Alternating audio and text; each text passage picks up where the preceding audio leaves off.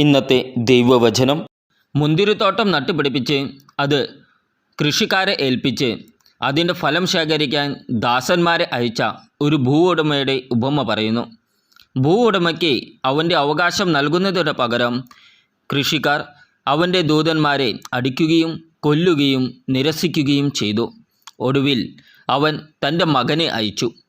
അവരവനെ ബഹുമാനിക്കുമെന്ന് കരുതി, പക്ഷേ അവർ അവനെയും കൊന്നുകളഞ്ഞു. ഭൂവുടമ മുന്തിരിത്തോട്ടം അവരിൽ നിന്ന് എടുത്ത് വിശ്വസ്തരായ മറ്റുള്ളവർക്ക് നൽകുമെന്ന് യേശു നിഗമനം ചെയ്തു.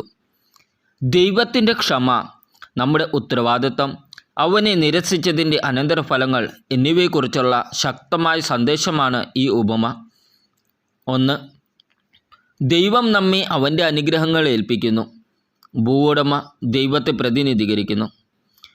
മുന്തിരിത്തോട്ടം അവൻ്റെ രാജ്യത്തെ പ്രതീകപ്പെടുത്തുന്നു.